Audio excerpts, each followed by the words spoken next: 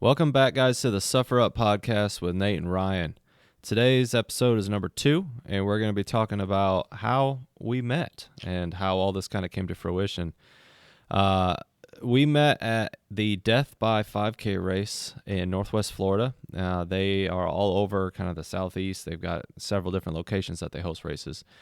But we both happened to meet at that race, and throughout that quite difficult race, we met kind of halfway through or so and became good friends. And then kind of the inception of Suffer Up began through that race, doing a quite difficult race for a lot of reasons.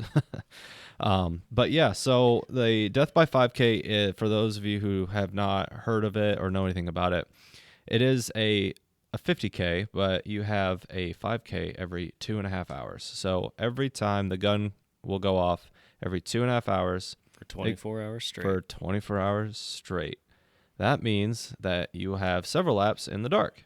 So it was a really cool race. The venue was over at Adventures Unlimited, and they cut a nice trail for us to run. And they I don't know if nice is the word I would use, Nate. Yeah, there's a section of that course where I think they just took a bush hog the day before and kind of just chewed it up. But yeah, there was a lot of little stumps and roots. Yeah, absolutely. So that's kind of how we met. But before we get into the actual race, I kind of just want to hit on a couple small things that we kind of encountered pre that. So I signed up for the race probably 6 months in advance prior to the actual race. I was getting back into running. I ran in high school. I was a cross country. I don't want to say athlete because that comes with a really, really strong connotation. But I ran a lot in high school, and I enjoyed cross country and track and all those things. And kind of got a little overweight, let myself go a little bit, and then got back into running. Lost almost all that weight, and now I'm back in it and really enjoying it. And at the time, there's a guy I was working with, and he was also running. He was losing weight doing that. And he started with like a half mile around the firehouse. And then, so we kind of connected on that. And of course, we worked together for 48 hours at a time. So you can't really pick your family members, and you can't really pick your crew. So you gotta live with them. So, we ran together, and even on our off days, we'd still hang out and do some runs. So kind of poured into him a little bit and shared a lot of what the stuff we're talking about we shared with him. And so I basically said, dude, you're signing up for this race. Let's do it together. He's like a little hesitant. And he's like, oh boy, here we go. So we did it. He's like, 30 miles. That's ridiculous. And he was successful at it. He did it. He finished the race as well. Finished and came out of there a lot stronger mentally as well. So 6 months ago, or prior to that race, the race was in February. Signed up for it. Signed up through Ultra Sign Up and was able to get registered for the race. And we were in it. Still kept running. Everything else. So the lead up to that race for me was pretty exciting because I hadn't ran a 50K before, even though this is a unique 50K. But for Zach too, he was kind of like, I don't know about this, but he did it, and he did an awesome job. Yeah, you really don't know what to expect. I mean, you expect it to be hard, but if you've never done something this long, you really don't know what exactly to think. Is it going to hurt my body more? Is it going to hurt my mind more? Is it going to hurt that I'm awake all night? So all the above. Yeah, is there an all E? the above. Yeah, that's the most accurate option. Yeah. Yeah. Everything. So it was. I guess when people ask me like, "What'd you think of that race?" I tell them it was more of a spiritual experience than a physical experience, even though it was physically hard. Like those nighttime hours when we get to it, it was pretty special for sure. So it seems like you definitely thought this out and planned out doing this race a little while in advance. You said about 6 months. Yeah, I'd say so. Because I was like, well, I mean, we get a 2.5 hour break. It can't be that bad. Like we get, I was aware of the challenges of getting stiff, but so you knew it was going to be hard, but you thought like this is a good way to dip your toes into ultra, the really long stuff. Yeah. Okay. And the fact it was over 24 hours. Yeah. I'm like, it's like a dual challenge. Right. Like I'm used to being up 24 hours, with work and stuff. Like it'll be fun. Yeah, absolutely. Sleep is nothing. Yeah, you don't need it. It's overrated.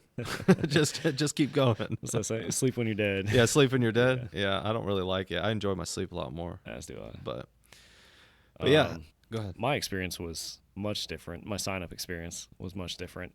A friend at my daughter's daycare, another dad there, mentioned that he had done this race last year, I think. Okay. Was telling me about it. We were just chatting about running, and he told me that he did this really cool, crazy 5K overnight thing, and I was like, oh, that sounds neat. So I look into it. This was the race was the end of February. Mm-hmm. This was probably the beginning of February when he's telling me this. Oh, nice. I didn't know when it was. So I look into the race and I go, oh, that's pretty cool. They don't have any more spots though. I couldn't sign up. Oh, shoot. I was like, well, maybe next year I'll do this thing. And then I see that they have a wait list, and I thought, oh, well, I'll just throw my name on the wait list just to see what happens.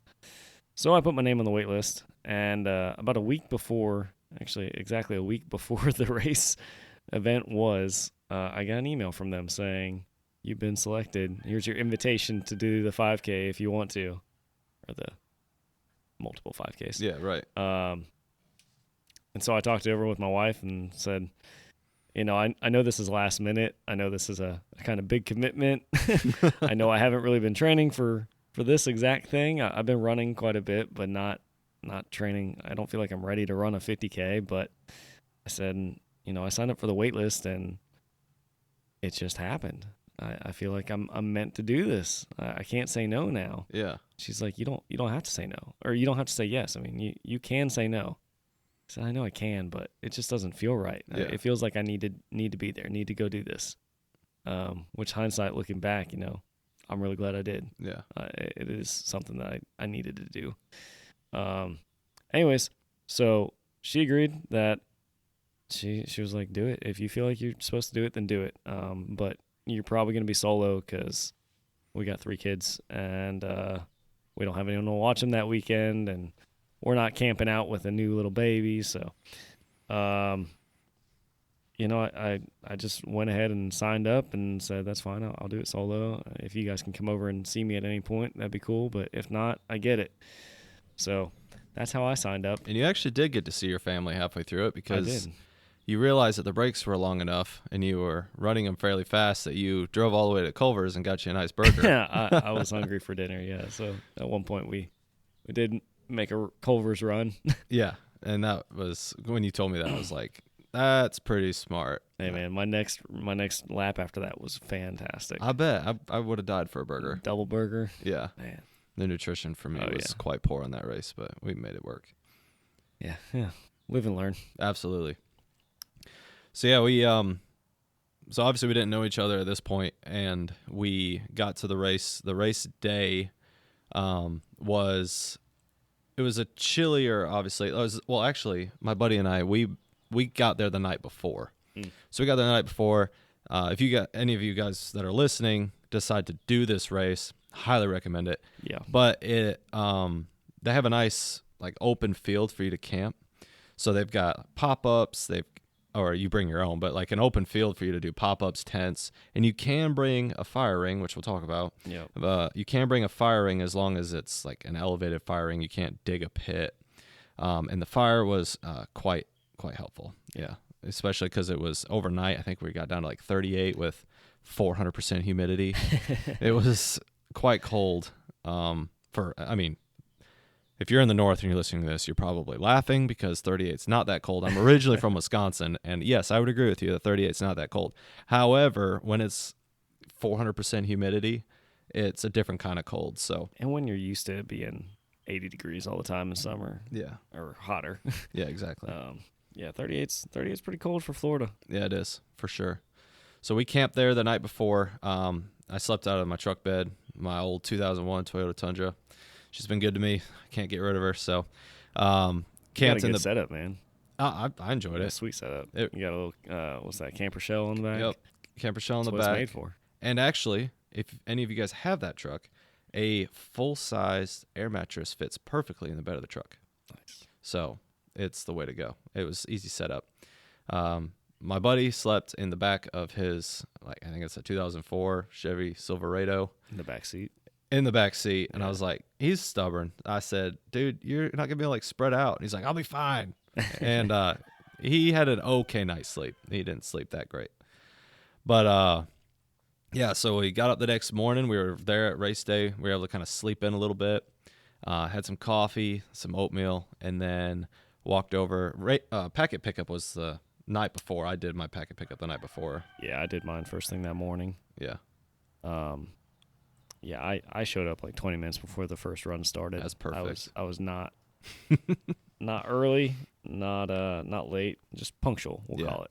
well, you weren't the only one. There were a lot of people that did that. Like a lot of people showed up that were like pulling in and rushing to get their stuff. But I mean, you're gonna be there for 24 hours. Like, what's the rush? We Yeah. just had the day off, so that's what we decided to do. But yeah, packet pickup was pretty straightforward. You get a little bag with some like you get a T-shirt and some stickers, a little cup and stuff like that. And it's a family ran race, so apparently the inception of the race was from.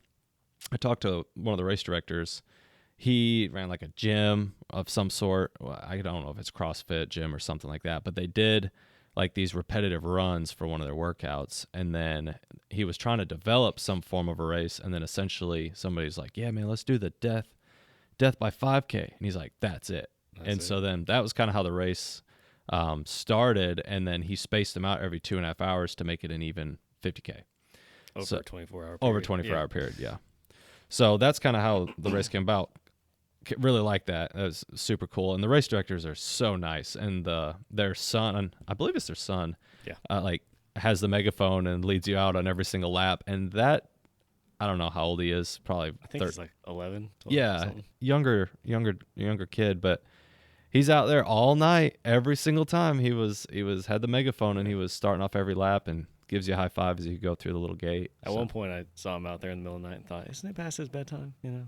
Oh, Shouldn't he yeah. be out there? Yeah. Shouldn't he be in bed? Not Yeah, out here? exactly. But yeah, so it's a timed event. You have like they're chipping you and everything the whole time. But it's not how they take your entire time and They then total up all your 5K runs together. Correct. And give you a combined total time. So it doesn't really matter if you do super fast the first one and really slow the last one. It's all averaged out by the total time. Right. Yeah. So I didn't know that going into it. We kind of just figured that out afterwards. But I mean, my goal for that race was to run every single one of them. Yep. And I succeeded at that. Some of them were a little bit slower, but I still was able. Initially, I'd set a goal of like, I'm going to run them all, and they're all going to be under 30 minutes. Well, then when I ran the actual course, I was like, I'm not saying there's no way, because there were plenty of people that did it under 30 minutes for every lap. Yeah. But it was a tough course. It's tough. Yeah. Like, It's super technical. rooty, technical. Yeah. There was a little bit of single track, not a lot. But I don't know. You could drive a four-wheeler through that whole thing probably, except for the bridge crossings. Except for the little mucky area. Yep. I was kind of the opposite with my goals. I went in with looser goals, and they got more stringent as I went on. My first goal was to just finish. Yeah. I didn't know. I mean, like I said, I signed up for this thing truly a week before and wasn't exactly prepared to run a 50K, which, this one being broken up over a 24-hour span, I think definitely helped me out a lot. The biggest factor for me was the sleep deprivation and mental stuff throughout the night. But physically, I think running a bunch of 5Ks, I was actually plenty fit enough to do and had been running enough for that. But my first goal was to just finish. Right. And then when I got there and I ran the first one, I thought, I think I can run all these. I can run 10 of these. Yeah. And then I ran 3 or 4, I think, and ran them all under 30 minutes. Mm-hmm. And my new goal was, hey, let's run them all under 30 minutes, or let's see how long I can keep this pace up. So my goals kept getting tighter and tighter as time went on. Did you end up hitting everyone under 30? No, I hit the first 7 under 30, Okay. and my 8th one, we can talk about it more here in a few minutes, but it was not a great lap for me, and I think I ran it in like 31 minutes or something. Or maybe 30 and some change. I don't know. I wasn't far off, but it Still wasn't good. under 30. Yeah. But yeah, so prep was kind of whatever for you. Yeah, prep was. I mean, I not much. prepped, but like I didn't prep like I should have. Like it's a race.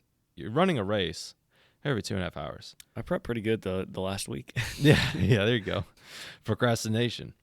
But, so with that, I got lap 1 through 6. I'd say 6. Yeah. 6 was kind of like the hill for me, and then from there I started getting really stiff. Like I felt like my right knee just locked up really bad. And it got really tough because that downtime is really tough to come back from after you put a few miles on, because it's just enough time for your body to get stiff and confused. Like, what are we doing? Going into this, you had never done a trail run? I'd done trail runs. Done trail run. Yeah. But as far as Not a long distance one, though. correct. Gotcha. Yeah. I think the most I'd ever done was maybe like I don't know, like a 10K or something. Gotcha. Nothing crazy. And then the longest run that you'd ever ran? I had a couple long runs prior to this. Mhm. I think I did like a 16 miler, but that was a run walk. Yeah. Like I covered in one time around 16 miles or so. Gotcha. So, you know, I knew like the distance didn't really scare me per se. Mm-hmm. It was always there, but it didn't, like I was just like, I'm just going to grind through it. It doesn't matter if I got to walk, if I got to crawl, I got to do whatever. I'm going to get through every single lap. Yeah. And that was kind of the goal. I did a 25K trail run last year in November. Okay. So I kind of had that in the back of my mind the whole time. It wasn't quite as technical as this race was, but I had that in the back of my mind going, I know I can do 5 laps. Yeah. You know, that's a definite. I can definitely do that. So at that point, it was just make it through the 5 laps at the pace you want and then go from there. And when I did the 5th lap, I thought, well, can I do 6? Can I do 7? Can I do 8? And it just kept going. But that was definitely an advantage for me, I think, just knowing that I could get through the halfway point, and then beyond that, it's all downhill from there. Like you said, right. that was the hill. So at 6, I'm like, man, we're over halfway there. It's easy now. Mm-hmm. Not exactly, but No. I mean, it only progressively got harder. Yeah. But I think we officially met on one of the early laps. I think it was after lap 3. Yeah. As yeah, I guess Nate and I run about the same pace, or at least we did in the beginning. In the beginning, I fell off. But anyway, so yeah, you were in front of me or right behind me. We were very close to each other for those first 2 or 3 laps. Yeah. And then I think after the 3rd lap, you came in right behind me that lap and introduced yourself to me right there at the finish line area. And we just kind of chatted for a minute, said hey. Yeah. But nothing more than, hey, good run out there. My name's Nate. My name's Ryan. Yeah. And that was pretty much it. We didn't really talk much more beyond that. Until later on, when in our first podcast you mentioned that it's a small world and like your network. Yeah, right. You know, people are connected. Well, yeah, we are, because the guy that Nate came to that race with that he had invited to come, that guy is actually my neighbor, and his parents are my neighbor. Yeah, it's small. So I saw my neighbors there and said hello to them. Yeah. And then I realized that this dude that I just met, Nate here, is sitting with them, and I'm like, wait a second, you're my neighbor. You're the guy that just introduced himself 5 minutes ago to me in the finish line. Yeah. How do you guys know each other? Exactly. And it started from there. Yeah. No, so then so that's kind of like how it kind of came to fruition. We had this big epiphany moment at like around dinner time. Zach and I were sitting back having a snack or whatever, and it was like, wait, I know you. So that was pretty cool to see. And Zach's parents are fantastic people. Yeah, They're good awesome. neighbors. Very good neighbors. Fantastic people. So yeah, so like the lead up to it we kind of covered, but I want to talk more about food. So going into it, I'm thinking like, okay, I'm going to try to eat at least 300 to 600 calories every single hour. Like I'm going to overdo it. I had an oatmeal, I had salt pretzel, peanut butter pretzels. I had some like quick carb. I never really did the gels. I'm like, I'm going to try to do solid foods because I got time to digest this food. Yeah. And then the water. So I actually forgot my electrolytes. So I the night before, I was like, I need to get some electrolytes and hydrate correctly.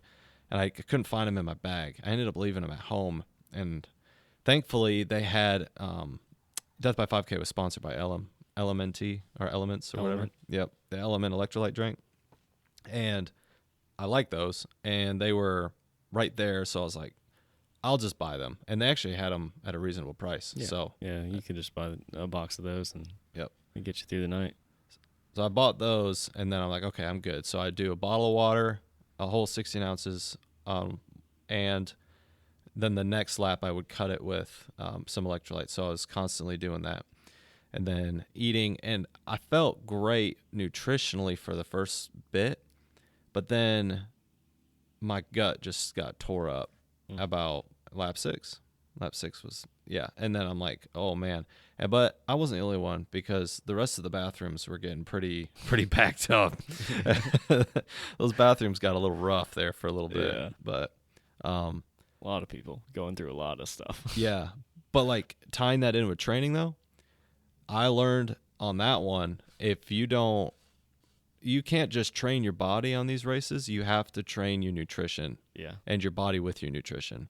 Like I didn't eat like that and run like that ever. Mm. So I didn't know what I was doing at all. I still don't know what I'm doing, but I'm figuring it out where it's like, okay, Yeah. if I'm going to do a race like this, I also need to train my gut to be able to handle the food and the running and being able to space it out like that. Like that was a challenge. You can't train yourself to eat right after the run because you don't want to eat right before the next run. Right.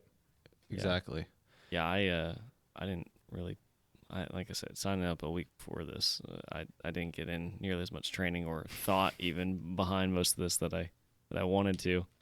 I didn't really come that prepared. I brought some element packets. I think. I don't know. I brought whatever I had at the house because I didn't really prepare for this very well. So I brought like Mountain House meals and some Junkless bars and some fruit and just a random assortment of calories. Yeah. Just calories. That's all I was thinking was I'm going to get hungry throughout this, so I'll just bring food. Right. And I don't think I brought enough, so when I knew my wife was coming later, I asked her to stop by someplace and get me some more fruit and like apples and bananas and some better things.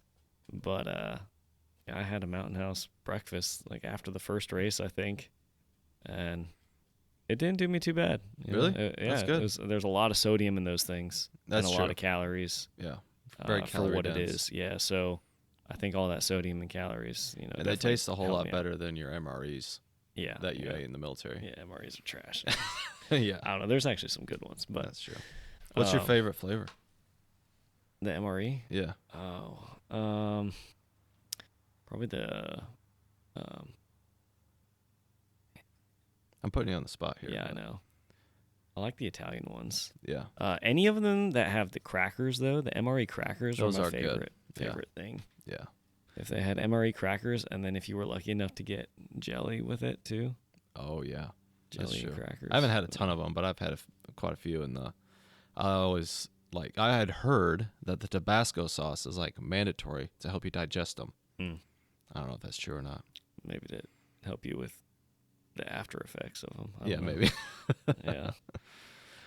But yeah, so nutrition for us was definitely a challenge that was overlooked by both parties for sure.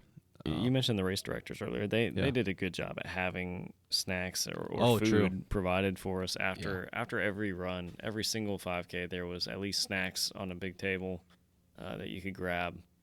I mean, they weren't always the healthiest thing. No. But, I mean, you're running a bunch of miles, so who cares if you eat some Yeah. Cheez-Its and cookies. Oh, yeah. But then they had a dinner, they had a lunch, Had and they had snacks a out. breakfast. Yeah, so like we had quesadillas after one of the runs. Mhm. What was the breakfast? Oh, the breakfast was protein pancakes. Yeah, pancakes, and then they Okay. had a ton of bacon. Oh yeah, and bacon. That bacon was legit. Yep. You know what was the most legit thing about that race? What's that? Was the stinking hot chocolate. Oh yeah. Yeah, because Ryan said, he's like, Nate You know said he what? needs some coffee. I was so cold, man. Like, you can't keep your clothes dry No. because you're sweating, but you don't want to wear too much to where you oversweat. And so then you start the race freezing cold, like teeth chattering, and then you run the race, you feel okay during the race, and then you stop and you're like, okay, I'm cold. Sweating. Yeah, and you are Sweating, and then sweating, you're cold. and like your clothes are basically absorbing the atmosphere because it was super humid. And then Ryan says, we had kind of started meeting up after every race at this point, and he's like, I would wait for him at the finish line. yeah, he would. Yeah, that's exactly it. Yep. And then I was like, man, I could just go for some hot coffee right now. And Ryan's like, man, you know what sounds really good? Some hot chocolate. And as soon as he said that, there's this like holy pot of hot chocolate that just comes out, put on the table, and we were the first ones with a fresh cup of hot chocolate. We go to walk out of the building where your finish line gathering was, and Nate's like, what do they have here? And yeah, sure enough, they got a big old thing of hot chocolate, just freshly Ready to brewed, go. ready for us. So you guys want some? I say, yes, we do. We were Yes. just talking about this. So if there's a Death by 5K person or affiliate that's listening to this, Thank you. please, yes, first of all, thank you. But second of all, please keep the hot chocolate, Yeah. because that was perfect timing. And that was like, not only just felt good because we were cold, it was like a good morale booster. Oh, that was the biggest morale booster we had all night, Yeah. I think, yeah, because other than the fire. like a bunch of, whooped puppies over here, like tired and sore and can barely walk and Cold. cold. And then they come out with that hot chocolate. It was like, man, you'd have thought you'd given us a massive cake. Like, Yeah. it was so good. So yeah, no, they did an awesome job with the food for sure. Yeah. And having plenty. And then they brought Yeah. I mean, I would still recommend bringing your own. Oh, yeah. Bring, and like Nate was saying, like train with what you're gonna use on a race day and bring it, use it. But anything that the race directors provided was just bonus, and it was all good food. Yeah. Everything that we had there that they had made was good. Yeah, no, it was absolutely perfect, and the timing was impeccable. And you mentioned my Culver's run earlier. Yeah. That was because the one thing that they didn't make there, but they did provide, I didn't want to eat. It was our Little Caesars pizza dinner. Oh, thank you for bringing that up. That is why I went to Culver's. I had the time and ran. Didn't run, but I drove down to Culver's and back, and got back just before the next race started. It was just enough time to get it done, but it was worth it to me to not eat some Little Caesars pizza. Yeah. Yeah, when they brought that out, my mind wanted that pizza. Oh, yeah. I was like, oh, yes, some pizza. It sounded good. It sounded so good. I took 3 or 4 bites of that thing, and my gut just said, nope, you better put that down.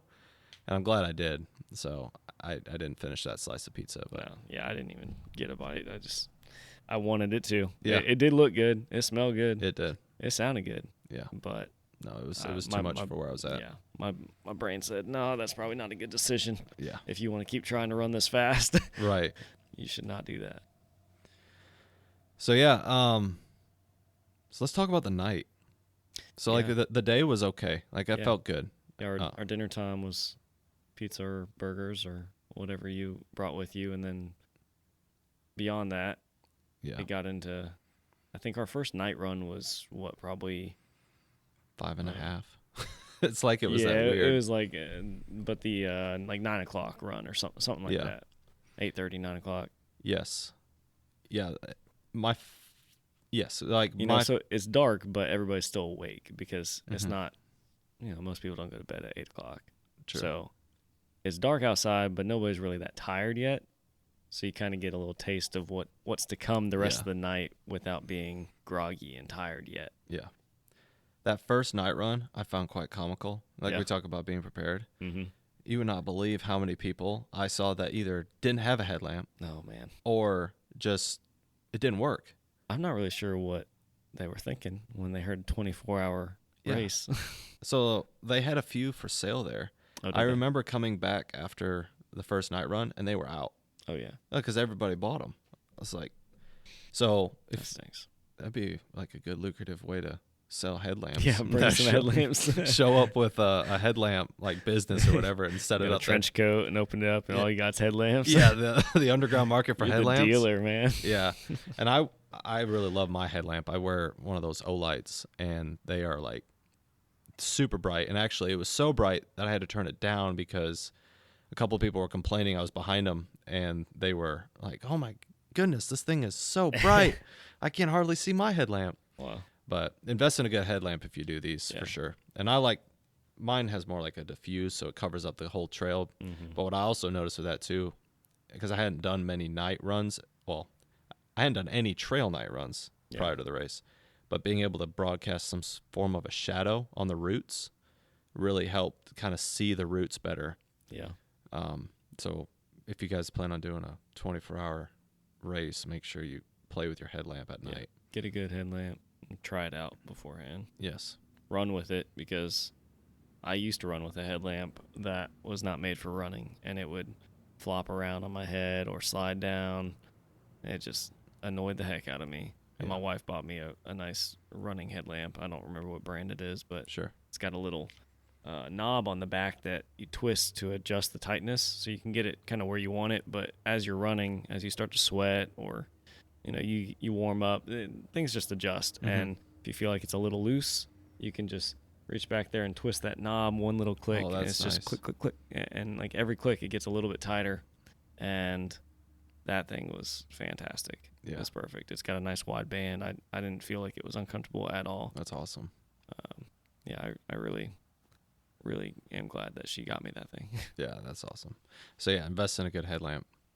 But the nighttime for me on that race, like there's something special about the night. I remember actually starting one of them, and the energy's kind of high. Like everybody's like, "Oh yeah, the first night run," and everybody's kind of enjoying it, having fun. But your times are a little bit slower on the night because you're worried about like the foot placement of your feet.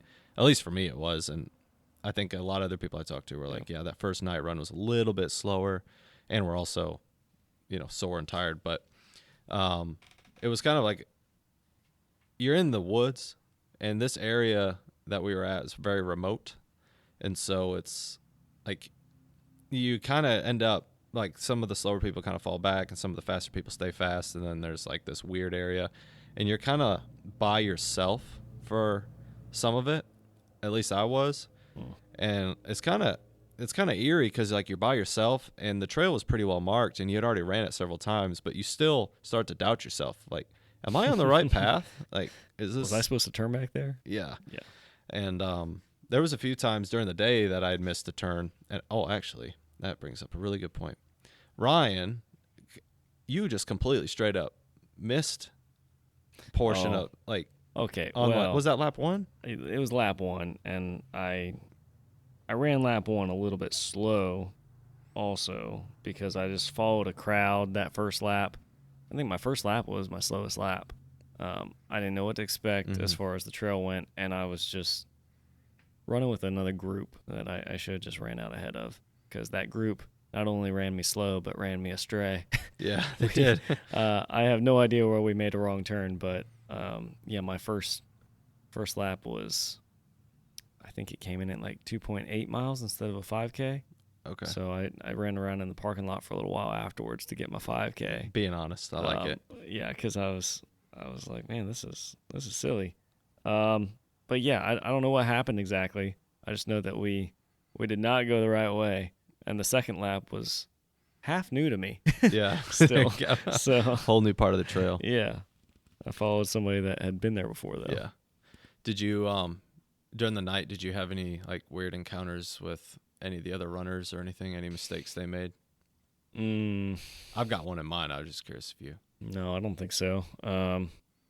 I mean, I saw a person start to go off the wrong trail and hollered at them, but they didn't make it far. Yeah. Okay. They were just 100 yards in front of me and kind of veered off to the left down another what looked like a trail, but it wasn't anything crazy. Yeah. There was a section where you kind of go down on like a wider section, and then you cut in and you go through that little sketchy bridge that actually has it's a narrow bridge, and then as soon as you cross that bridge, you go kind of like hop step up, and there's a creek that is underneath that bridge. Yep. He was wearing like an army shirt or whatever, the army guy. Yeah. He went straight past, like he was Past coming the down that bridge? hill and just went right in the creek. Oh no. And it was like a good drop. It was probably like 4.5, 5 feet. Oh man. But that joker just kept on trucking, and it didn't even phase him. He just got back up and just kept going. So Hey. I was thinking about that. That's Heck the only yeah. big mistake I saw from people, other than not having proper headlamps or whatever. But whatever. But yeah, the night was definitely challenging, and the soreness was setting in, and people were really getting. You could kind of tell like morale was starting to get a little bit low for some people, Oh yeah, and it got quiet. yeah. It got really The quiet. start line is where I noticed that the most.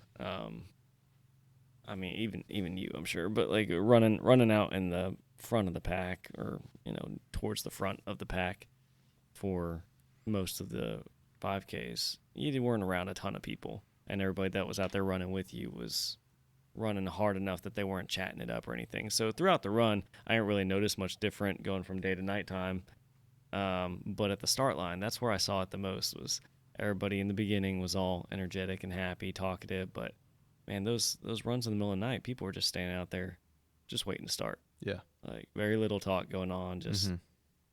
we got 2 minutes left. Come on, hurry this up. Let's get going. Yeah. I just wanted to get it over with. And I caught myself doing that at one point, but I think a much better attitude to have, other than let's get this over with, is to say like,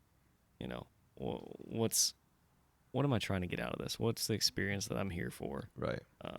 Let's embrace that a little bit instead of the let's just get it over with and be done Yeah. mentality, because you're not going to get much out of that. No, for sure. Yeah, and like to your point, my mind every single time that I started a lap was like, okay, I just got one more. I just got one more lap, and then when you get done with that lap, you're like, okay, I get a break. Yep. Like striving for that food, striving for whatever little carrot you want to hang in front of the horse. Like, Yeah. That was kind of what kind of kept me going. It's like, it's just 3 miles. It's just a 5K. It's just a 5K. It's no big That's deal. the alluring thing about this run is, Yep. in the back of your mind, it's a lot more than just a 5K, Mm-hmm. and you know that it's overnight. You know that there's all these challenges, but you go, it's just a 5K. Yeah. I just got to do that, and then, maybe in 2.5 hours I'll do another one. But Yeah. we'll just keep that part in the back of my mind and think about it's just a 5K. I can Yeah. do a 5K, no problem. Yeah. But yeah, those quiet hours when everybody was still kind of sleeping, and like people were trying to take a nap, and that's another regret I had. I laid down in my truck because Yeah. my back was We getting both kind of did stiff. between 7 and 8. Yeah. And I don't remember passing out, but I passed out for probably 30 minutes. And thank goodness there was a saint that was next to our campsite, and he bumped my camper shell and said, "Hey, buddy, you running this one?" And I'm like, "Yeah, how much time we got?" "Oh, we're starting in about 20 minutes. And then, get out of your nice warm sleeping bag and then go try to get down to running clothes, and Yeah. you're freezing. I really messed up that one, because I slept for about an hour in my tent on my air mattress, which was nice. It was a great hour-long nap, but I took off on my wet running clothes and laid them on the air mattress before I got into my nice warm sleeping bag. Yeah. And man, when I got out, those running clothes were still just as wet Yep. and 10 times as cold Yes. as when I took them off. So for me to get out of a nice warm sleeping bag and then put on those cold things, I was literally shivering, and that part really sucked. I was ready for that race to start. Mm-hmm. I was counting down the seconds till I could warm up again. Oh yeah. And then there were some people that brought campers and stuff, Man. which I'm like, Cheaters. it's cheating. No, I mean I wouldn't say it's cheating, but I No. don't think that they got the full experience. Yeah. They didn't suffer like the rest of us. That's right. And so I'm not sure that they didn't get the opportunity to level up like we did. That's right. Yeah. No, and it was kind of funny because there was somebody there that was like, "Man, I can't imagine that tent life." And then I was like, "What? Wait, what are you sleeping in?" Yeah, wait a second. What do you mean Well- you can't imagine it? It was a pretty funny interaction for sure. But that individual turns did out extremely well. it turns out I've got a camper I'm in. Oh, okay. But that individual did actually really, really well and performed well on their race. So, but yeah, so like one of the lessons that I learned from that race, I kind of alluded to it, but to kind of summarize that thought was the nighttime hours are pretty special.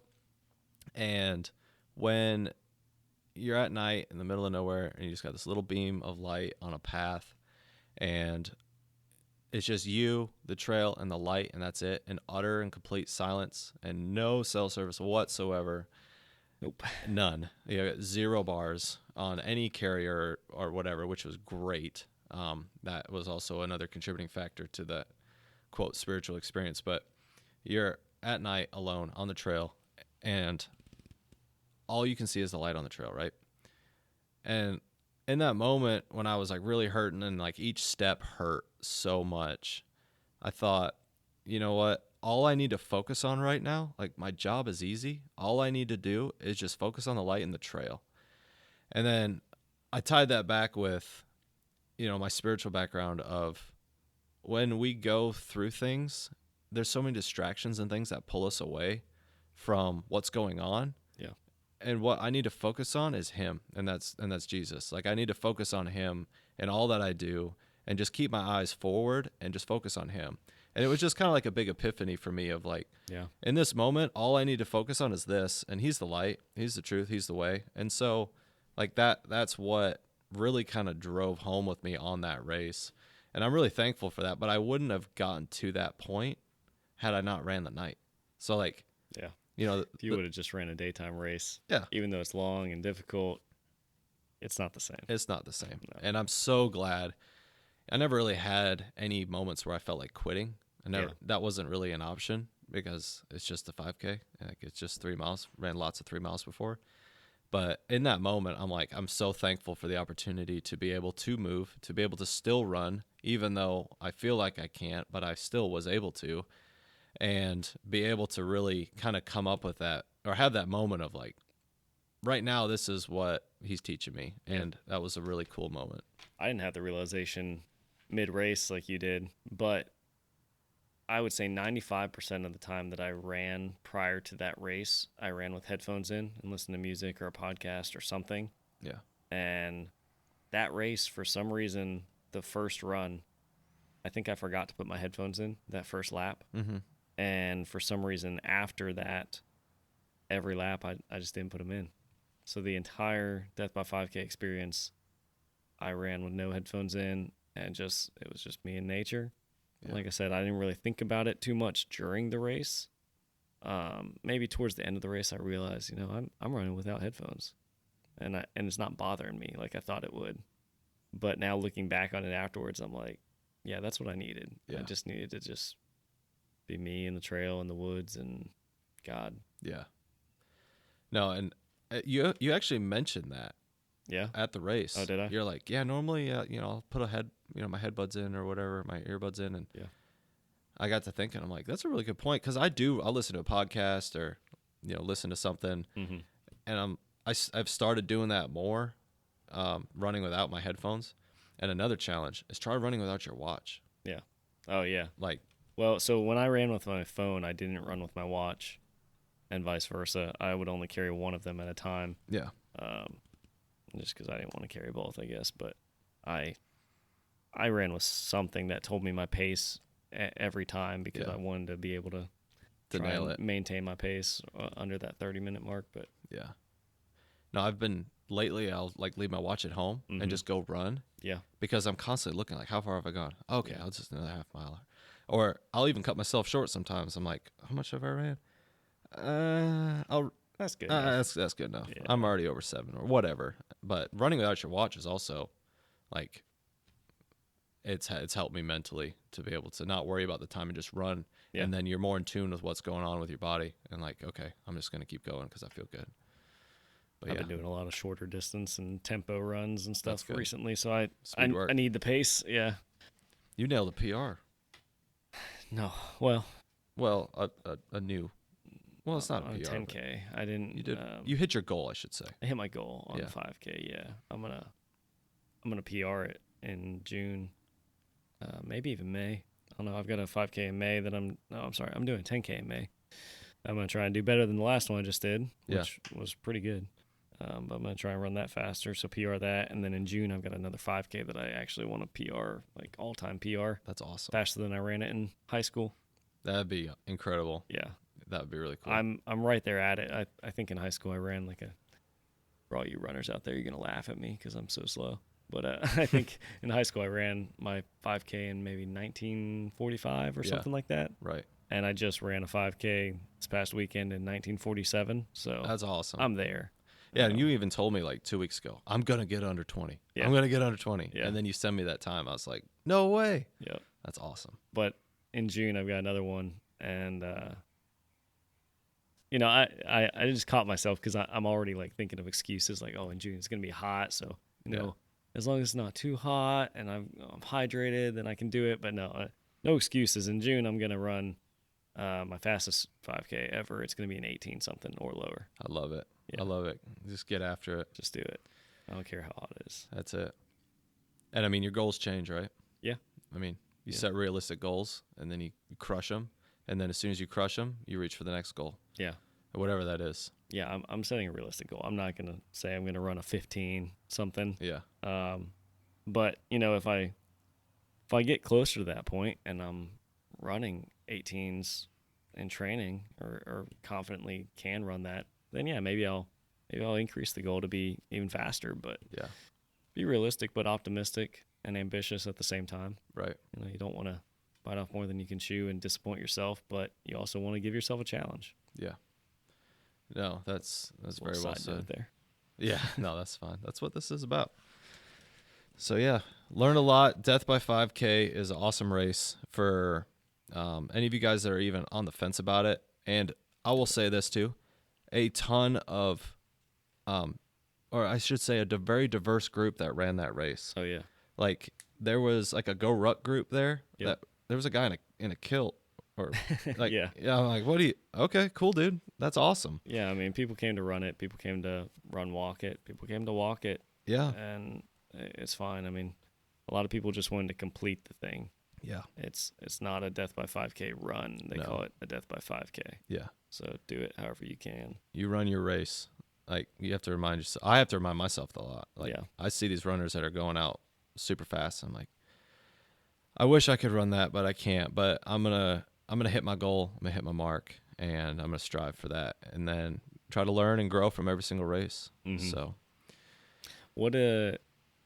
How'd you feel in the very last lap? that lap, You know, it was that was our final lap, but it was Yeah. back in the daytime too. yeah, It was the first one after night.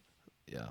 Yeah, I guess dusk. There's something about a sunrise. yeah. You know, like there wasn't much of a sunrise on that one because it No. was kind of was overcast foggy, and yeah. foggy, But the sun was coming up It like was. while we were at the start line for that one, Yes. basically. and it was like kind of a new burst of energy. Mm-hmm. Like it was like the sun is now up. The energy was back at the start line. Yes. Everybody's kind of buzzing. And I think the sun being up is a huge part of that. And the other Yeah. part is obviously everybody knows it's the last one. So Right. they're everybody's optimistic at that point. I don't think anyone dropped out at that point in the race. Yeah. You know, everybody that's there is going to finish Who's gonna finish now. it? Mm-hmm. So everybody's happy. But by that same token, you still have a 5K to do. Yeah. Like you still have a race to run. We still have one more. And I don't know. I tried to not get caught up in the excitement of that. You know, you made it through 9. It's just one more. Yeah. Just chill and enjoy it. Yes, kind of. I mean, enjoy it and be proud of yourself. But, you know, we're still in it. Yeah. We're still going through it. So I really wanted to make my last lap my fastest one just to keep myself motivated to run fast. I didn't make it my fastest, but it was under 30 again. That was, I think, 8 and 9 were over 30, and then the 10th one, I got back under 30. So I was somewhat happy with that. Yeah. You know, That's good. could have been better, but Yeah. That's awesome. So yeah, sign up and do a race. Yep. It doesn't have to be a death by 5K either. Just go do a fun run walk, something. set ambitious goals for yourself. Yep. And just focus on what's important right now, and just be present with whatever it is that you're doing. Thanks for tuning in, guys. We appreciate it. This is the Suffer Up podcast with Nate and Ryan. You guys can find us on Instagram at Suffer Up, and we will have an email as well. That is sufferupmovement@gmail.com. Please reach out to us and let us know what we can do for you. And if you guys have any topics or anything that you guys want to go over or cover, please feel free to express those interests, and we'd be love to network with you guys. Yeah. So Or if you have anyone that you think that we should have on the podcast to interview, yes, we'd love to hear some feedback and recommendations from you guys, who you want to hear from, or stories that you want to have told. So thank you guys for listening. Thanks for listening, guys. Stay tuned for more.